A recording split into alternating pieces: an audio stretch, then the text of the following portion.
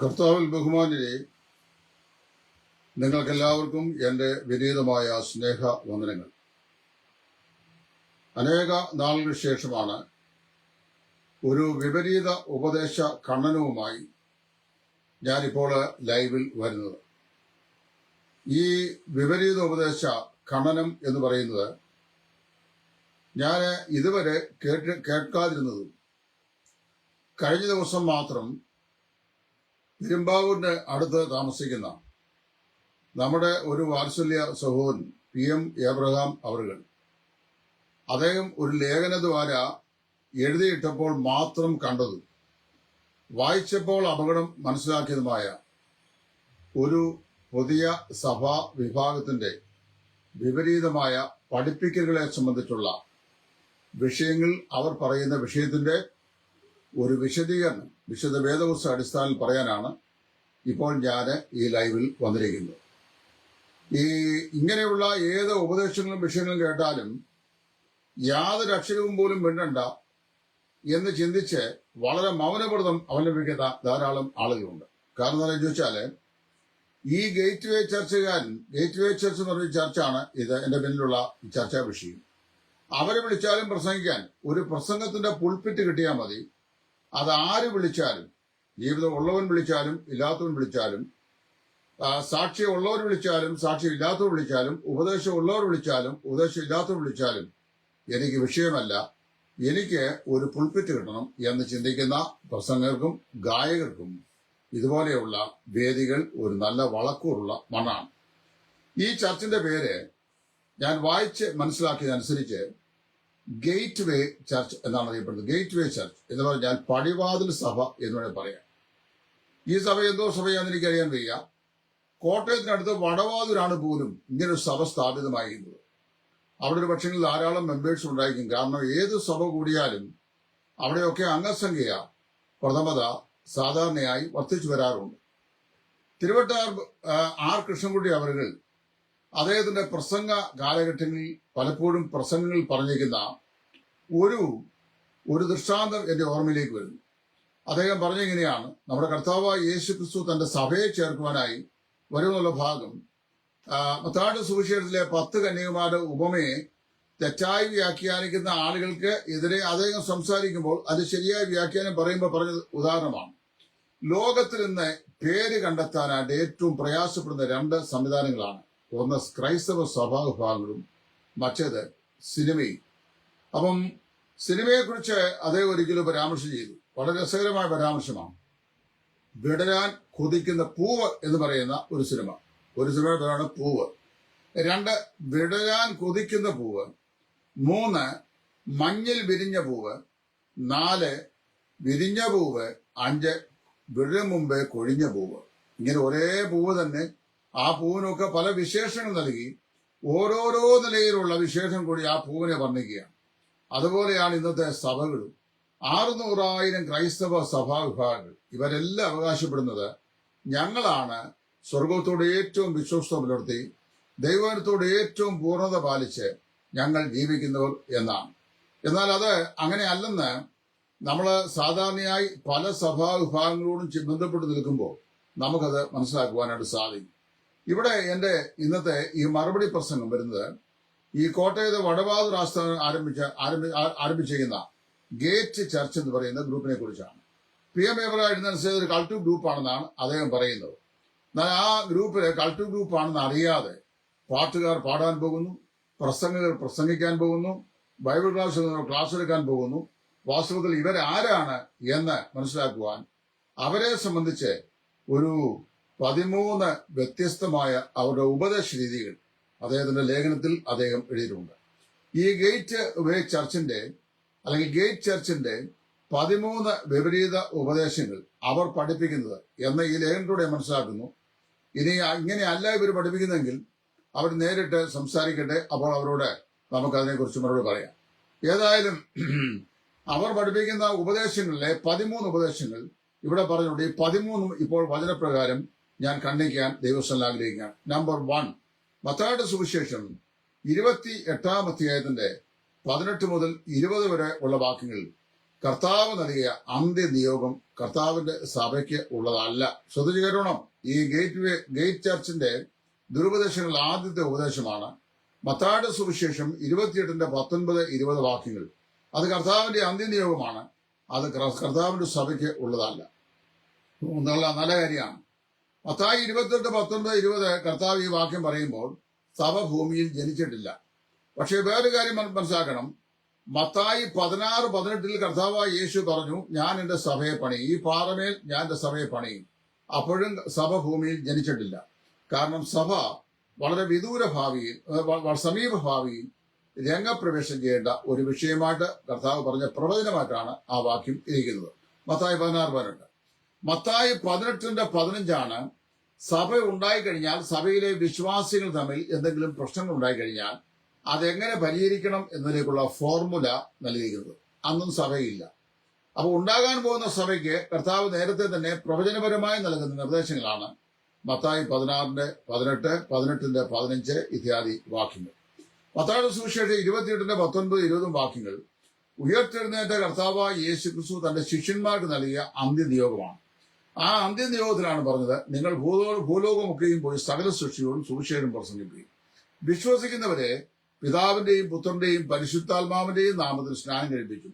ഞാൻ നിങ്ങളോട് പ്രമാണിപ്പാൻ കൽപ്പിച്ചിരിക്കുന്നതൊക്കെയും അവരെ ഉപദേശിച്ചുകൊണ്ട് സകല ജാതികളെയും ശിഷ്യരായിക്കൊള്ളുകയും ഞാനോ ലോകാവസാനത്തോളം എല്ലാ നാളും നിങ്ങളോട് കൂടെ ഉണ്ട് എന്നാലും ചെയ്യുന്നു. അങ്ങനെ കർത്താവ് പറഞ്ഞ ഈ അന്ത്യനിയോഗം കർത്താവിന്റെ സഭയ്ക്കുള്ളതല്ലെന്നാണ് ഗേറ്റ് ചർച്ചുകാരുടെ പഠിപ്പിക്കൽ. അങ്ങനെയാണെങ്കിൽ അല്ലയോ ഗേറ്റ് ചർച്ചുകാരെ, ഞാൻ ഒരു ചോദ്യം ചോദിക്കുന്നു. ഈ മത്തായി 28:18 മുതൽ 20 വാക്യങ്ങൾ പിന്നെ ആർക്കുള്ളതാണ്?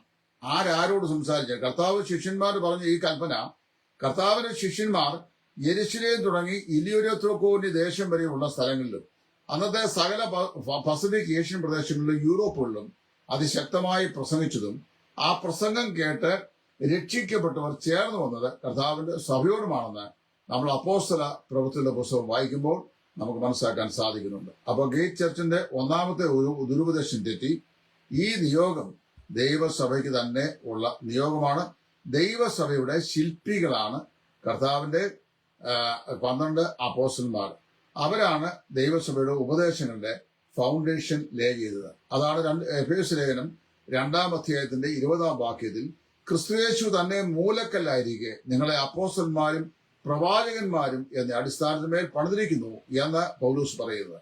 നമുക്ക് ലഭിക്കപ്പെട്ടിരിക്കുന്ന രക്ഷയുടെ അടിസ്ഥാനം കർത്താവായ യേശു ക്രിസ്തുവും രക്ഷിക്കപ്പെട്ടവർ അനുഷ്ഠിക്കേണ്ട ഉപദേശത്തിന്റെയും പ്രായോഗികതയുടെ അടിസ്ഥാനം അതിന്റെ ശില്പികൾ അപ്പോസ്തലന്മാരും പ്രവാചകന്മാരും ആകുന്നു. അങ്ങനെ വരുമ്പോൾ ഈ നിയോഗം ദൈവസഭയ്ക്കുള്ളതല്ല എന്ന ഗേറ്റ് ചർച്ചിന്റെ ഉപദേശം തികച്ചും വേദ വിപരീതം. 2, സുവിശേഷങ്ങൾ പഴയ നിയമ പുസ്തകങ്ങളുടെ ഭാഗമാണ്. ഗേറ്റ് ചർച്ചിന്റെ 2ാമത്തെ കണ്ടത്തിലാണ് 4 സുവിശേഷങ്ങൾ, മത്തായി, മർക്കോസ്, ലൂക്കോസ്, യോഹന്നാൻ തുടങ്ങിയ 4 സുവിശേഷങ്ങൾ അത് പഴയ നിയമ പുസ്തകത്തിന്റെ ഭാഗങ്ങളാണ്, പുതിയ നിയമ പുസ്തകത്തിന്റെ ഭാഗങ്ങളല്ലെന്ന്. നല്ല കണ്ടുപിടുത്തമാണ്. പഴയ നിയമ പുസ്തകത്തിന്റെ തിരശ്ശീല വീഴുന്നത് മലാക്കി പ്രവാചകന്റെ പുസ്തകം കൊണ്ടാണ്. മലാക്കി പ്രവാചകന്റെ പുസ്തകം ത്തോടുകൂടി പഴയ നിയമ ജനത്തോട്, ഇസ്രായേൽ ജനത്തോട് പറയാനുള്ള കർത്താവിന്റെ ഒടുവിലത്തെ പ്രവചന ഭാഗങ്ങളും പര്യവസാനിക്കുകയാണ്. അത് കഴിഞ്ഞാൽ പിന്നീട് ഇസ്രായേലിന്റെ ചരിത്രം സുദീർഘമായ 400 വർഷക്കാലത്തെ ഇടക്കാല അന്ധകാര കാലത്തിലേക്ക് പോവുകയാണ്. യാഗപീഠമില്ലാത്ത, ദേവാലയമില്ലാത്ത, പുരോഹിതന്മാരില്ലാത്ത, യാഗങ്ങളില്ലാത്ത, അപ്പൊ അങ്ങനെ ഒരു കാലഘട്ടത്തിലേക്ക് അവർ വഴുതി വീഴുകയാണ്. മലാക്കി തന്നെ തന്റെ പ്രവാചക പുസ്തകം 4-ാം അധ്യായത്തിന്റെ 4-ാം വാക്യത്തിൽ പറഞ്ഞത്, ഇനി നീതി സൂര്യൻ രോഗോപശാന്തിയോടെ നിങ്ങൾക്ക് വേണ്ടി ഉദിക്കുന്നത് വരെ നിങ്ങൾക്ക് യാതൊരു നിലയിലുള്ള രോഗശാന്തിയും ലഭിക്കുകയില്ല എന്നാണ്. അപ്പൊ അങ്ങനെയാണ് അവര് നീതി സൂര്യനായി യേശു ക്രിസ്തുവിന്റെ ആഗമനത്തിനായി കാത്തിരുന്നത്. അവ കർത്താവായ യേശു പിന്നെ അങ്ങനെയാണ് BC 7-നും AD 1-നും ഇടയില് യഹൂദിയിലെ ബേത്ലഹേമിൽ നമ്മൾ തിരുവഴുത്തിൽ മുൻകൂട്ടി യെശയ്യാവ്, മീഖ മുതലായ പ്രവാചകന്മാർ മുൻകൂട്ടി പറഞ്ഞതുപോലെ യഹൂദിയിലെ ബേത്ലഹേമിൽ കന്യകയുടെ സ്വതനായി യേശു ക്രിസ്തു ജനിക്കുന്നത്. ഈ യേശു ക്രിസ്തുവിന്റെ ജനനം മുതൽ സ്വർഗാരോഹണം വരെയുള്ള ചരിത്രത്തെ 4 സുവിശേഷകന്മാർ 4 വീക്ഷണ കോണത്തിൽ നിന്ന് എഴുതപ്പെട്ടിട്ടുള്ള രേഖകളാണ് ഈ 4 സുവിശേഷങ്ങൾ. അത് പഴയ നിയമത്തിന്റെ ഭാഗങ്ങളല്ല, അത് പുതിയ നിയമത്തിന്റെ ഭാഗങ്ങളാണ്. പുതിയ നിയമത്തിന്റെ അടിസ്ഥാനമായ ബുക്കുകളാണ്. അല്ലെങ്കിൽ പുതിയ നിയമത്തെ നമുക്ക് ചരിത്രം, ഉപദേശം, പ്രവചനം എന്നിങ്ങനെ 3ആയിട്ട് തരംതിരിച്ചാണ് പഠിക്കുന്നത്. മത്തായി, മർക്കോസ്, ലൂക്കോസ്, യോഹന്നാൻ, അപ്പോസ്തല പ്രവൃത്തിയിലെ പുസ്തകങ്ങൾ സഭയുടെ അടിസ്ഥാനവും. റോമർ തുടങ്ങി യൂദാ വരെയുള്ള 21 ലേഖനങ്ങൾ സഭയ്ക്കുള്ള ഉപദേശങ്ങളും വെളിപ്പാട് പുസ്തകവും സഭയുടെ ഭാവിയും വ്യക്തമായി വർണ്ണിക്കുന്ന പുസ്തകങ്ങളാണ്.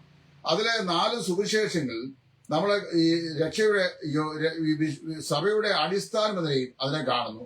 പ്രവർത്തന പുസ്തകത്തിൽ സഭയുടെ സമാരംഭവും അതിന്റെ 37 വർഷക്കാലത്തെ പ്രവർത്തന തത്വവും വിവരിക്കുന്നു. അങ്ങനെ വരുമ്പോൾ ഈ 4 സുവിശേഷങ്ങളും പഴയ നിയമത്തിന്റെ ഭാഗങ്ങളല്ല, അത് പുതിയ നിയമത്തിന്റെ ഭാഗങ്ങളാണ്. ഇനി മാത്രമല്ല, യസ്രാ ബാബിലോണിൽ നിന്ന് മടങ്ങി വന്ന ഇസ്രയേൽ ജാതി യസ്രാ ശാസ്ത്രിയുടെ നേതൃത്വത്തിൽ അന്ന് അറേഞ്ച് ചെയ്ത ദൈവനിശ്വസ്തമായ പഴയ നിയമ തിരുവെഴുത്തുകളുടെ ലിസ്റ്റുകൾ തയ്യാറാക്കുമ്പോൾ ആ ലിസ്റ്റുകൾ 39 പുസ്തകങ്ങളിൽ പര്യവസാനിക്കുകയാണ്. അതായത് ഉൽപ്പത്തി മുതൽ മലാഖി വരെയുള്ള പുസ്തകങ്ങൾ. ക്രമം അങ്ങനെയല്ല. ക്രമം വന്നു കഴിയുമ്പോൾ ദിനവൃത്താന്തങ്ങളുടെ പുസ്തകങ്ങളാണ് ഒടുവിലത്തെ ക്രമമായി വരുന്നത്. അതായത് ഹാബേൽ തുടങ്ങി ദേവാലയത്തിനും യാഗപീഠത്തിനും മധ്യേ വെച്ച് അറക്കപ്പെട്ട സെക്കരിയ പുരോഹിതന്റെ രക്തം വരെ ഞാൻ ഈ തലമുറയോട് ചോദിക്കുന്നു പറയുമ്പോൾ ആ കാര്യം രേഖപ്പെടുത്തുന്നത് ദിനവൃത്താന്ത പുസ്തകത്തിലാണ്. യഹൂദന്മാരുടെ എബ്രായ ബൈബിളിൽ അങ്ങനെയാണ് ക്രമം. നമ്മുടെ ഇംഗ്ലീഷ് മലയാളം ബൈബിളുകളിൽ ഉൽപ്പത്തി തുടങ്ങി മലാഖി വരെയുള്ള പുസ്തകങ്ങളാണ് കിട്ടുന്നത്. അപ്പോൾ ഉൽപ്പത്തി തുടങ്ങി മലാഖി വരെയുള്ള 39 പുസ്തകങ്ങളെ പഴയ നിയമ ദൈവനിശ്വസ്ത തിരുവെഴുത്തുകളായി യസ്രാ ശാസ്ത്രിയുടെ നേതൃത്വത്തിൽ ഏതാണ്ട് BC 4-ാം നൂറ്റാണ്ടിൽ തന്നെ അത് സ്ഥിരപ്പെടുത്തിയിരിക്കുക. അതിനോട് ഒരു വചനവും പഴയ നിയമ ഇസ്രായേലിൽ കൂട്ടിച്ചേർത്തിട്ടില്ല. അത് പഴയ നിയമ പുസ്തകങ്ങൾ മാത്രമാകുന്നു. പുതിയ നിയമ പുസ്തകങ്ങളുടെ 27 പുസ്തകങ്ങളുടെ ആദ്യത്തെ 4 ലിസ്റ്റിൽ വരുന്ന പുസ്തകങ്ങളാണ് മത്തായി, മർക്കോസ്, ലൂക്കോസ്, യോഹന്നാൻ. അത് പഴയ നിയമ സുവിശേഷ ഭാഗങ്ങളല്ല. അതുകൊണ്ട് ഗേറ്റ് ചർച്ചിന്റെ ഈ 2ാം വാദവും അബദ്ധജഡിതം. ഇനി 3ാമത്തെ വാദം, റോമർ മുതൽ ഫിലേമോൻ വരെയുള്ള 13 പുസ്തകങ്ങൾ മാത്രമാണ് സഭയ്ക്കുള്ളത്. റോമർ മുതൽ ഫിലേമോൻ വരെയുള്ള 13 പുസ്തകങ്ങൾ മാത്രമാണ് സഭയ്ക്കുള്ളത്. അല്ല, റോമാലേഖനം തുടങ്ങി യൂദായുടെ ലേഖനം വരെയുള്ള 21 ലേഖനങ്ങൾ സഭയ്ക്കുള്ള പുസ്തകങ്ങളാണ്. സഭയ്ക്കുള്ള എല്ലാ ഉപദേശങ്ങളും, ഏതെല്ലാം ഉപദേശങ്ങൾ ദൈവസഭയ്ക്കുണ്ടോ, ദൈവസഭ ഭൂമിയിൽ എത്ര കാലം ഉണ്ടായിരിക്കുമോ അത്രയും കാലം സഭയ്ക്കുള്ള എല്ലാ ഉപദേശങ്ങളും ക്രോഡീകരിച്ചിരിക്കുന്നത് റോമർ തുടങ്ങി യൂദാ വരെയുള്ള 21 ലേഖനങ്ങളാണ്. ഈ 13 ലേഖനങ്ങളുടെ കണക്ക് ഗേറ്റ് ചർച്ചിന് എവിടെ നിന്ന് എന്ത് ആധികാരികതയിൽ കിട്ടി, ആര് കൊടുത്തു എന്നുള്ളതിന് അവർ തന്നെ മറുപടി പറയട്ടെ. 4, രക്ഷിക്കപ്പെട്ടവർ സ്നാനപ്പെടേണ്ട സ്നാനം സഭയ്ക്കുള്ളതല്ല. നല്ല വിചിത്രമായി പഠിപ്പിക്കരുത്. കർത്താവായ യേശു ക്രിസ്തു പറഞ്ഞത് മത്തായി 28 നിങ്ങൾ ഭൂലോകത്തിലൊക്കെയും പോയി സുവിശേഷം പ്രസംഗിപ്പീൻ, വിശ്വസിക്കുന്നവരെ പിതാവിന്റെയും പുത്രന്റെയും പരിശുദ്ധാത്മാവിന്റെയും നാമത്തിൽ സ്നാനപ്പെടുത്തുന്നതാണ്.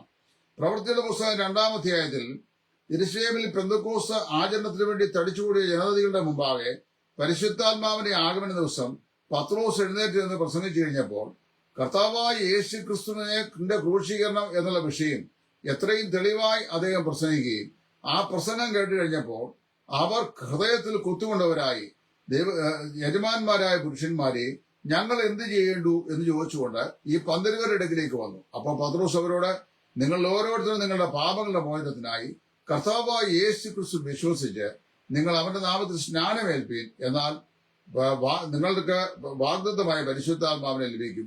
വാഗ്ദത്തം നിങ്ങൾക്കും നിങ്ങളുടെ മക്കൾക്കും വിദൂരസ്ഥരായി നമ്മുടെ കർത്താവ് വിളിച്ചു വരുന്ന ഏവർക്കുമുള്ളതല്ലോ എന്ന് പറഞ്ഞു. അടുത്ത വാക്കിൽ വായിക്കുന്നത്, അവന്റെ വാക്ക് കൈക്കൊണ്ടവർ സ്നാനമേറ്റു, അന്ന് 3000 പേർ അവരോട് ചേർന്നു എന്നാണ്.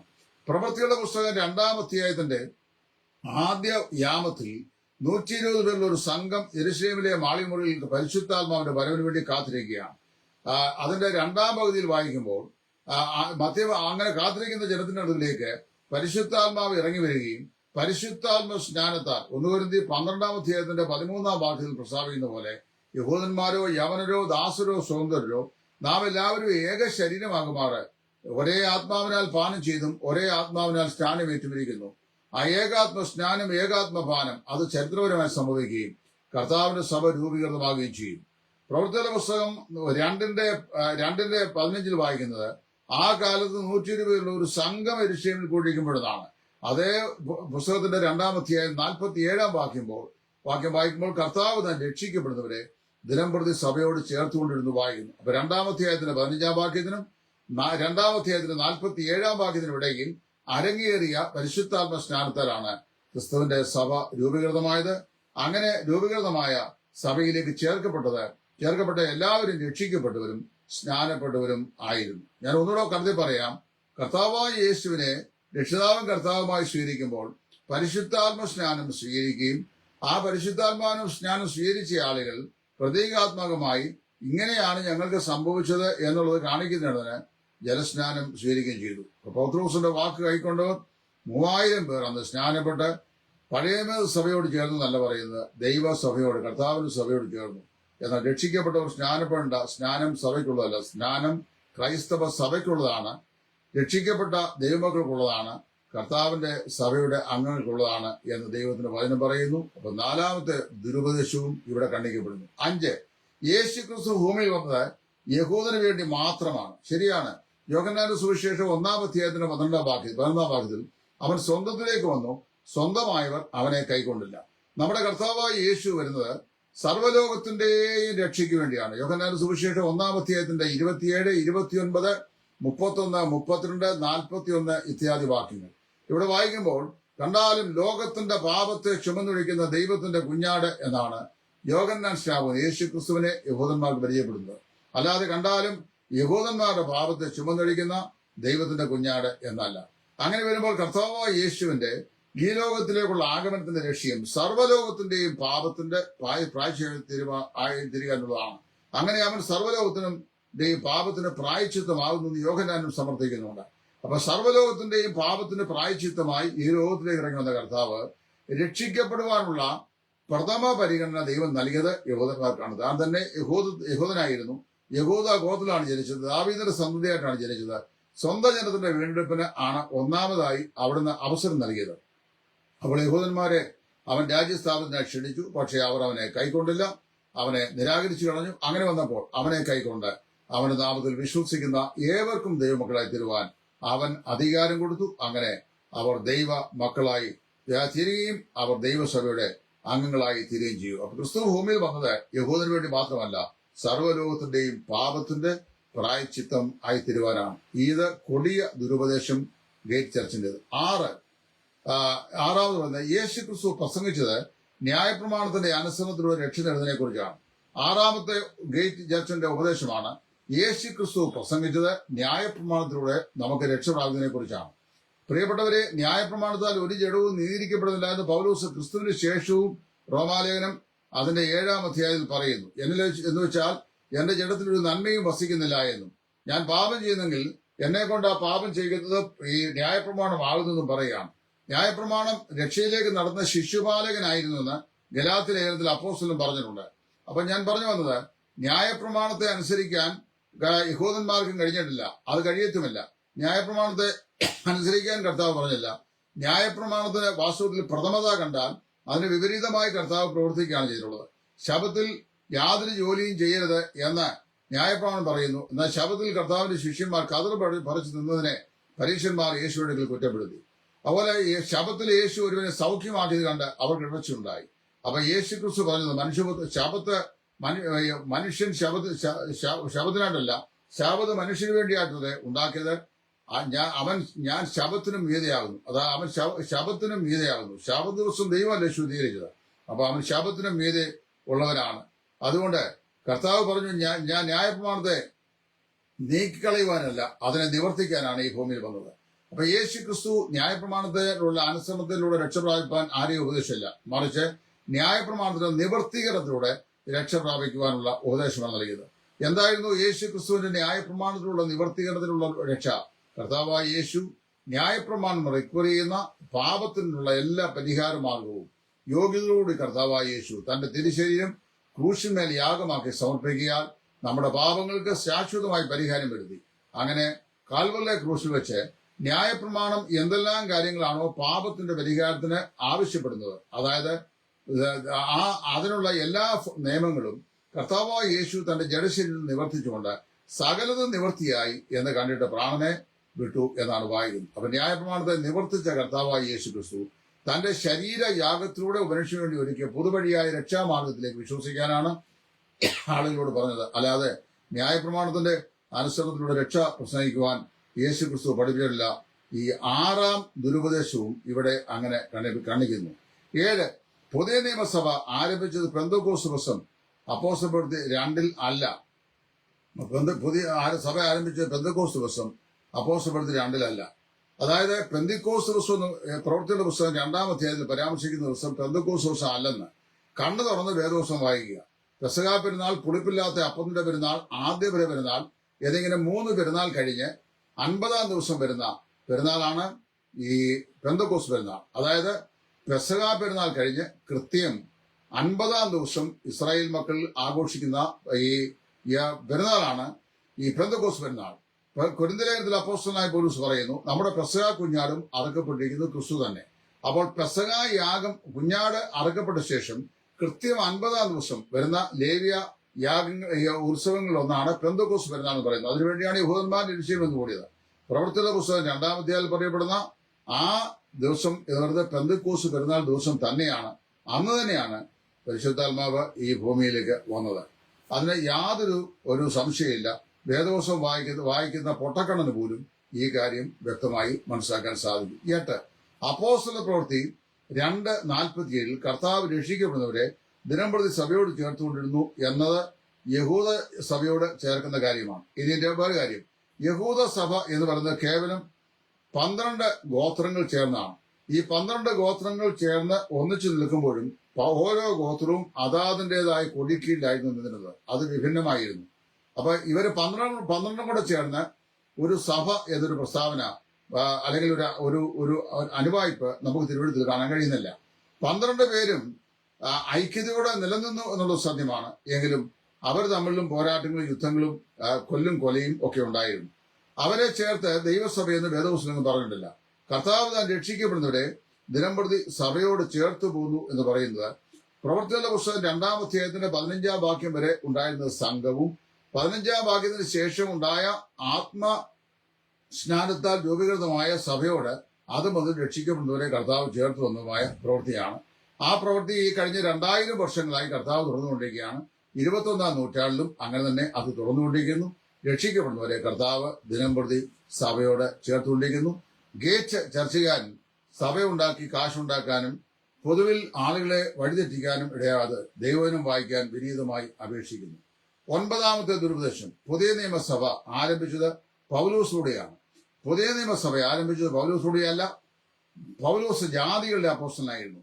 പുതിയ നിയമസഭ ആരംഭിച്ചത് പെന്തക്കോസ്ത് നാളിൽ പരിശുദ്ധാത്മാവിന്റെ സ്നാനത്താൽ നിന്ന് 1 കൊരിന്ത്യർ 12:13 എത്രയും വ്യക്തമാക്കുന്നു. ഏകാത്മ സ്നാനം നടന്നത് പെന്തക്കോസ്ത് നാളിലാണ്. അത് യെരൂശലേമിലെ മാളിമുറിയിൽ കൂടിയിരുന്ന ഈ 120 പേരുടെ സംഘത്തിലാണ് സംഭവിച്ചത്. അവിടെ വെച്ചാണ് സഭ രൂപീകൃതമാകുന്നത്. 120 പേർ മുഖാന്തരമായി അനുഭവിച്ച ആത്മസ്നാനത്താൽ രൂപീകൃതമായ സഭയോട് അന്നേ ദിവസം 3000 പേർ കൂടെ ചേർന്നു. അടുത്ത അധ്യായത്തിൽ വെച്ചപ്പോൾ വിശ്വസിച്ച പുരുഷന്മാരുടെ എണ്ണം തന്നെ 5000-ഓളമായി എന്ന് വായിക്കുന്നു. സഭ അനുനിമിഷം വളർന്നുകൊണ്ട് ഇരുന്നു. അപ്പോൾ ആ പുതിയ നിയമസഭ ആരംഭിച്ചത് പെന്തക്കോസ്ത് നാളിലാണ്. ആരംഭകാലത്ത് ഉണ്ടായിരുന്നത് യഹൂദന്മാരായ വിശ്വാസികളാണ്. ആദ്യത്തെ 120 പേര് അടങ്ങിയ സംഘം യഹൂദന്മാർ. പിന്നീട് സ്നാനപ്പെട്ട 3000 പേരും യഹൂദന്മാർ. പ്രവൃത്തികളുടെ പുസ്തകം 8-ാം അധ്യായത്തിൽ ചിതറിപ്പോയ ശിഷ്യന്മാരിൽ ഒരുവൻ ശമരിയ പട്ടണത്തിൽ ചെന്ന് ഫിലിപ്പോസ് അവിടെ ശമര്യരുടെ ഇടയിൽ ശുശ്രൂഷ ചെയ്യുന്നത് വരെ യഹൂദന്മാരുടെ ഇടയിലായിരുന്നു സുവിശേഷം പ്രകമ്പനം കൊണ്ടത്. അവരായിരുന്നു രക്ഷിക്കപ്പെട്ട് സഭയിലേക്ക് ചേർക്കപ്പെട്ടത്. യെരൂശലേമിലെ സഭ 101% യഹൂദ കൺവേർട്ടുകളെ കൊണ്ട് നിറഞ്ഞ സഭ ആയിരുന്നു. പിന്നീട് ജാതികൾക്കും ദൈവം രക്ഷ ഒരുക്കിയിരിക്കുന്നു. അതായത് പത്രോസ് എന്ന് ഈ കൊർന്നല്യോസിന്റെ വീട്ടിൽ വെച്ച് പ്രവൃത്തികളുടെ പുസ്തകം 10:11 സംസാരിക്കുമ്പോൾ ആദിയിൽ നമ്മുടെ മേൽ എന്ന പോലെ വിശ്വസിച്ചാറെ പരിശുദ്ധാത്മാവ് വന്ന ഇവരെ സ്നാനപ്പെടുത്താതിരിപ്പാൻ സ്നാനപ്പെടുത്തുന്ന വെള്ളത്തെ വിലക്കുവാൻ ആർക്ക് കഴിഞ്ഞു ചോദിക്കുമ്പോൾ ആദിയിൽ നാം എങ്ങനെ വിശ്വസിച്ചോ അങ്ങനെ തന്നെ വിശ്വസിച്ചവർ. ആദിയിൽ നാം എപ്രകാരം രക്ഷിക്കപ്പെട്ടോ അപ്രകാരം തന്നെ രക്ഷിക്കപ്പെട്ടു. ആദിയിൽ നാം എപ്രകാരം പരിശുദ്ധാത്മാവിനെ പ്രാപിച്ചു അപ്രകാരം തന്നെ പരിശുദ്ധാത്മാവിനെ പ്രാപിച്ചവർ എന്ന് മാത്രമല്ല പൗലോസ് പറയുന്നുണ്ട്, Now I know that God makes no distinction between the Jew and Gentile. യഹൂദന്മാർക്കും യവന്മാർക്കും മധ്യേ ദൈവം യാതൊരു വ്യത്യാസവും വെച്ചിട്ടില്ല എന്ന് ഞാനിപ്പോൾ അറിയുന്നു എന്ന് പത്രോസ് എടുത്തു പറയുകയും ചെയ്തു. അപ്പൊ യഹൂദന്റെയും യവനായന്റെയും രക്ഷ കർത്താവായ യേശു ക്രിസ്തുവിന്റെ കാൽവരിലെ ബലിമരണത്തിലാണെന്നും വിശ്വസിക്കുന്ന ഏവനും പരിശുദ്ധാത്മ സ്നാനം ലഭിക്കുന്നുവെന്നും അവരെല്ലാവരും ദൈവസഭയുടെ അംഗങ്ങളായിത്തീരുന്നു. രക്ഷിക്കപ്പെട്ട ദൈവസഭയുടെ അംഗങ്ങളായിത്തീർന്നാൽ യഹൂദൻ മേലാൽ യഹൂദനോ യവനായൻ മേലാൽ യവനോ അല്ല, അവരിരുവരും ചേർന്ന് ദൈവസഭയുടെ അവയവങ്ങളാണെന്നും പത്രോസും പൗലോസും സ്ഥാപിച്ചു. എന്നാൽ അപ്പോസ്തല പ്രവൃത്തിയുടെ പുസ്തകം 1 മുതൽ 10 വരെയുള്ള അധ്യായങ്ങൾ പത്രോസിന്റെ നേതൃത്വത്തിലുള്ള ശുശ്രൂഷയും യഹൂദന്മാരുടെ ഇടയിലെ രക്ഷയും. 13 മുതൽ മുമ്പോട്ട് വരുന്ന 28 അധ്യായങ്ങളിൽ ജാതികളുടെ ഇടയിലെ സുവിശേഷ പ്രവർത്തനവും ജാതികളുടെ രക്ഷയും ആണ് ലൂക്കോസ് എന്ന് പറയുന്ന ചരിത്രകാരൻ രേഖപ്പെടുത്തി വെച്ചിരിക്കുന്നത്. അങ്ങനെ വരുമ്പോൾ യഹൂദന്മാർക്ക് രക്ഷയുടെ വാതായനം തുറന്നു കൊടുത്തത് പത്രോസാണ്. ജാതികൾക്ക് രക്ഷയുടെ വാതായനം തുറന്നു കൊടുത്തത് പൗലോസാണ്. അത് പൗലോസിനെ ജാതികളുടെ അപ്പോസ്തലൻ എന്ന് പ്രത്യേകം എടുത്തു പറഞ്ഞിട്ടുണ്ട്. അപ്പോൾ വാസ്തവത്തില് രക്ഷയിലേക്കുള്ള പ്രവേശനം യഹൂദന്മാർക്കും യവനന്മാർക്കും തുറന്നു കൊടുക്കുന്നതിന് ഗുണഭോക്താക്കളായി ഭവിച്ച 2 പുരുഷ കേസുകളായിരുന്നു. ഒന്ന് പത്രോസും മറ്റേത് പൗലോസും. രണ്ടുപേരും ഇവരെ കർത്താവിന്റെ സഭയിലേക്കാണ് വഴി കാട്ടിയത്. അപ്പൊ പത്രോസ് വാസ്തവത്തില് പുതിയ സഭ ആരംഭിച്ചത് പൗലോസിലൂടെയല്ല. അത് പുതിയ സഭ ആരംഭിച്ചത് അത് കർത്താവായ യേശു ക്രിസ്തുവിന്മേലാണ് അടിസ്ഥാനമിട്ടത്. അതിന്റെ എല്ലാ പ്രമാണങ്ങളും ദൈവം നൽകിയിരിക്കുന്നത് അപ്പോസ്തലന്മാരിൽ കൂടിയാണ്. പൗലോസ് ജാതികൾക്ക് രക്ഷയിലേക്കുള്ള വാതിൽ തുറന്നു കൊടുത്ത ശ്രേഷ്ഠനായ അപ്പോസ്തലൻ ആണ് എന്ന് പ്രത്യേകം മനസ്സിലാക്കുക. ഇനി 10ാമത്തെ വിപരീത ഉപദേശം. 10ാമത്തെ ഉപദേശം പറയുന്നത് ആദ്യത്തെ ക്രിസ്ത്യാനി പൗലോസാണ്. എന്റെ സഹോദര എന്തൊരു മണ്ടത്തിലായി പറയുന്നത്. ആദ്യത്തെ ക്രിസ്ത്യാനി പൗലോസ് അല്ല, ആദ്യത്തെ ക്രിസ്തീയ വിശ്വാസി, അതായത് കർത്താവായ യേശു ക്രിസ്തുവിൽ വിശ്വസിച്ച് രക്ഷിക്കപ്പെട്ട് ദൈവസഭയുടെ അംഗങ്ങളായി തീർന്ന ആളുകൾ കർത്താവിന്റെ ശിഷ്യന്മാർ തന്നെയാണ്. അവർ തന്നെയാണ് കർത്താവിന്റെ സഭയുടെ അംഗങ്ങളായി തീർന്നത്. ആ ശിഷ്യന്മാർ പരിശുദ്ധാത്മ സ്നാനത്തോടെയാണ് സഭയുടെ അംഗത്വത്തിന് അവകാശമായി തീർന്നത്. അതുവരെ അവര് ക്രിസ്ത്യാനികളായിരുന്നെങ്കിലും സഭയുടെ അംഗങ്ങളായിരുന്നില്ല. എന്ന് മാത്രമല്ല, ക്രിസ്ത്യാനികൾക്ക് ക്രിസ്ത്യാനി എന്ന് പേര് ലഭിച്ചത് അന്ത്യോക്യയിൽ വെച്ചാണ്. കാര്യം അന്ത്യോക്യയിൽ വെച്ച് കർത്താവായ യേശു ക്രിസ്തു വിശ്വസിച്ച് ഐക്യത്തോട് നിൽക്കുന്ന വിശ്വാസികളെ കണ്ടു കഴിഞ്ഞപ്പോൾ അവിടുത്തെ നാട്ടുകാർ വിളിച്ച പേരാണ് ക്രിസ്ത്യൻസ്. അന്ത്യോക്യയിൽ വെച്ച് ശിഷ്യന്മാർക്ക് ക്രിസ്ത്യാനികളുണ്ടായി. അതുവരെ വിശ്വസിച്ചവരെ ക്രിസ്തു ശിഷ്യന്മാർ എന്നാണ് വിളിച്ചിരുന്നത്. അതുകൊണ്ട് സഭ ആരംഭിച്ചത് ആദ്യത്തെ ക്രിസ്ത്യാനി പൗലോസ് അല്ല. പൗലോസ് മുമ്പ് എത്രയോ ആയിരക്കണക്കിന് ആളുകൾ കർത്താവിന്റെ രക്ഷിതാവായി സ്വീകരിച്ച് ദൈവമക്കളായി ക്രിസ്ത്യാനികളായി ക്രിസ്തുവിനെ അനുകരിച്ചു. 11ാമത്തെ ദുർദശം പൗലോസ് പ്രസംഗിച്ച സുവിശേഷവും പത്രോസ് യോഹന്നാൻ ഫിലിപ്പോസ് പ്രസംഗിച്ച സുവിശേഷവും വ്യത്യസ്ത സുവിശേഷങ്ങളാണ്. പത്രോസ് പെന്തക്കോസ്ത് നാളിൽ എന്ത് സുവിശേഷം പ്രസംഗിച്ചോ അതേ സുവിശേഷം തന്നെയാണ് യോഹന്നാനും ഫിലിപ്പോസും അതുപോലെ തന്നെ അപ്പോസ്തലനായ പൗലോസും പ്രസംഗിച്ചത്. അതായത് യഹൂദന്മാർ അടയാളം രക്ഷിക്കുന്നു, യവനന്മാർ ദർശനങ്ങളെ ദർശിക്കുന്നു, ഞങ്ങളോ ക്രൂശിക്കപ്പെട്ട ക്രിസ്തുവിനെ പ്രസംഗിക്കുന്നു. ഗുരുനിൽ പൗലോസ് എന്ന് പറഞ്ഞു. എനിക്കോ നമ്മുടെ കർത്താവായ യേശു ക്രിസ്തുവിന്റെ ക്രൂശില്ലാതെ പ്രശംസിക്കാൻ ഇടവരരുത്. അവനാൽ ലോകവരയ്ക്കും ഞാൻ ലോകത്തിനായി ക്രൂശിക്കപ്പെട്ടിരിക്കുന്നു പൗലോസ് വിളിച്ചു പറഞ്ഞു. യോഹന്നാൻ പ്രസംഗിച്ചതും അതുതന്നെയാണ്. പത്രോസ് പ്രസംഗിച്ചതും അതുതന്നെയാണ്. ഫിലിപ്പോസ് ശമരിയിൽ പ്രസംഗിച്ചതും അതുതന്നെയാണ്. അതുകൊണ്ട് അവര് പ്രസംഗിച്ച സുവിശേഷം എല്ലാം സുവിശേഷം ഒന്നേ ഉള്ളൂ. ദാവീദിന്റെ സന്തതിയായി ജനിച്ച് മരിച്ച് അടക്കപ്പെട്ട് ഉയർത്തെഴുന്നേൽക്കുന്ന യേശു ക്രിസ്തുവിനെ പ്രഘോഷിക്കുക. അല്ലാതെ വേറൊരു സുവിശേഷം ഇവരാരും പ്രസംഗിച്ചിട്ടില്ല. എന്നാൽ ഗലാത്യ ലേഖനം 1-ാം അധ്യായം വായിക്കുമ്പോൾ വേറൊരു സുവിശേഷം യെരുശലേമിൽ നിന്ന് യഹൂദ മതാനുസാരികളായ ക്രിസ്തീയ വിശ്വാസികൾ പ്രസംഗിച്ചത് അവിടെ രേഖപ്പെടുത്തിയിട്ടുണ്ട്. അതിനെ അല്ലോൻ ഇവോഞ്ചലിയോൻ, അതായത് അനദർ ഗോസ്പൽ എന്നാണ് ഇംഗ്ലീഷിൽ എഴുതിയിരിക്കുന്നത്. Another in the same kind, ഇതുപോലെ തോന്നിപ്പിക്കുന്ന മറ്റൊന്ന് എന്ന് വേണമെങ്കിൽ പറയാം.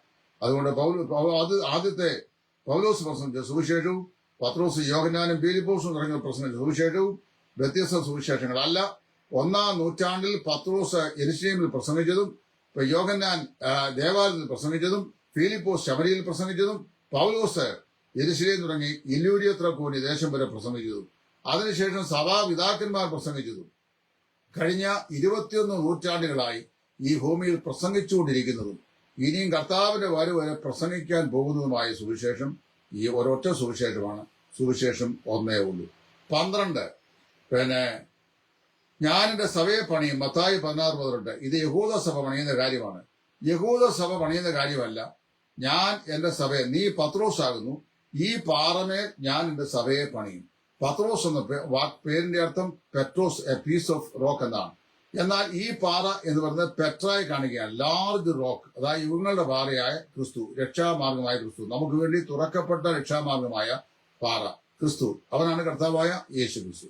ആ യേശു ക്രിസ്തുവിന്മേലാണ് ദൈവസഭ പണിയപ്പെടുന്നത്. അപ്പോൾ പറയുമ്പോൾ ഞാൻ എന്റെ സഭയെ പണിയുമെന്ന് കർത്താവ് പാവിലോത്തിൽ പറഞ്ഞത് പെന്തിക്കോസ്ത് നാളിൽ പരിശുദ്ധാത്മാവിന്റെ ആഗമനത്തോടെ പണിയപ്പെടാൻ പോകുന്ന ദൈവസഭയെക്കുറിച്ച് ആണ് എന്ന് തികച്ചും വ്യക്തമായി നമുക്ക് മനസ്സിലാക്കുവാൻ സാധിക്കും. 13ാമത്തെ ദുരുപദേശം ഗേറ്റ് ചർച്ച് ഒഴികെയുള്ള എല്ലാ സഭകളും കൾട്ടുകളാണ്. അതായത് ലോകത്തിലുള്ള ഏക പുതിയ നിയമ മാതൃകയിലുള്ള സതുപദേശം പത്യോപദേശം പഠിപ്പിക്കുന്ന ഏക സഭ ഈ ഗേറ്റ് ചർച്ചാണ്. അത് വാസ്തവത്തില് ഈ ഈ കണ്ണുപൊട്ടന് തോന്നുന്നത് ലോകത്തിലുള്ള എല്ലാ ആളുകളും തന്നെ പോലെയാണെന്നാണ്.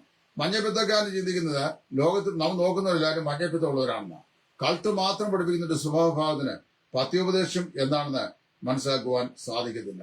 അത് പ്രത്യേകം മനസ്സിലാക്കണം. ഇവിടെ ഞാൻ ഓർപ്പിക്കുന്ന വിഷയം, ഈ ഗ്രേറ്റ് ചർച്ച് എന്ന് പറയുന്ന ഈ 12 കഠിനമായ വിപരീത ഉപദേശങ്ങൾ പഠിപ്പിക്കുന്ന സഭയാണ് ലോകത്തിലെ എല്ലാ സഭകളെക്കാളും ആകെയുള്ള ചർച്ച്. ബാക്കിയുള്ളതെല്ലാം കൽപ്പസഭയാണ്. മനസ്സിലായോ? അപ്പൊ അതുകൊണ്ട് ഈ അങ്ങനെ ചിന്തിക്കുന്ന ആൾക്കാർക്ക് മാനസികമായി എന്തെങ്കിലും തകരാറ് ദൈവവചനം മനസ്സിലാക്കുന്ന വിഷയത്തിൽ ഉണ്ടായിരിക്കും എന്ന് ഞാൻ ചിന്തിക്കുന്നു.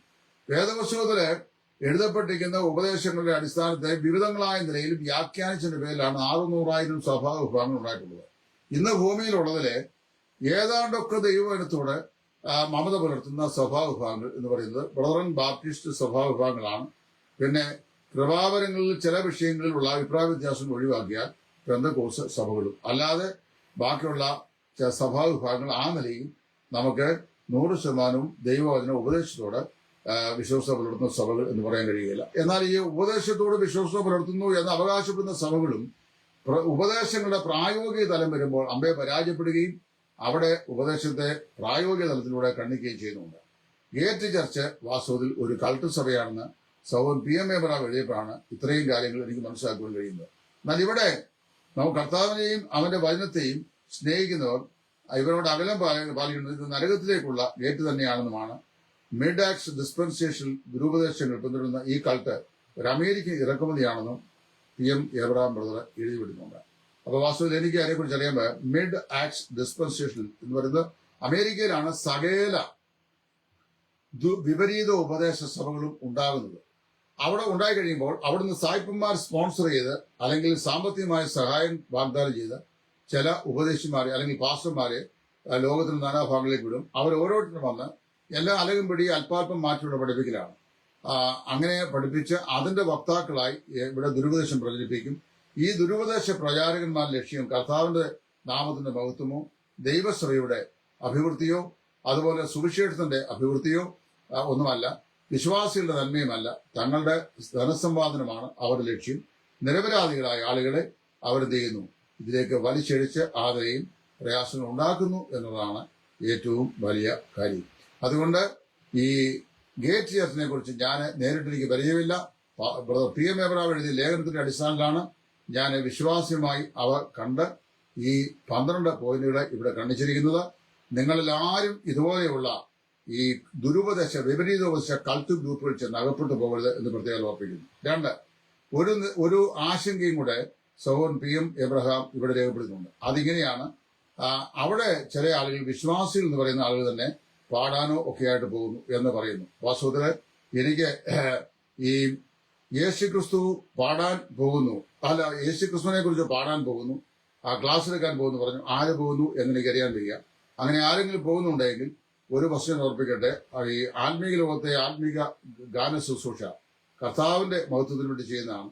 സുവിശേഷത്തിന്റെ അന്തസ്സത്തെ കൈവിടാത്തതും ഉപദേശ വിഷയങ്ങളിൽ വിപരീതവശം പഠിപ്പിക്കാത്തതുമായ ഗ്രൂപ്പുകളിൽ പാടുന്നതിന് തെറ്റൊന്നുമില്ല. എന്നാൽ ഇതുപോലെയുള്ള കൾട്ട് ഗ്രൂപ്പുകളിൽ ആരെങ്കിലും അങ്ങനെ പാടുന്നുണ്ടെങ്കിൽ, അത് നമ്മുടെ ആളുകൾ ആരെങ്കിലും പാടുന്നുണ്ടെങ്കിൽ അത് പുനഃപരിശോധന ചെയ്യണം എന്ന് ദൈവനാമത്തിൽ ഓർപ്പിച്ചുകൊണ്ട് ഞാൻ എന്റെ വാക്കുകൾ നിർത്തുന്നു. ദൈവം എല്ലാവരെയും അനുഗ്രഹിക്കട്ടെ.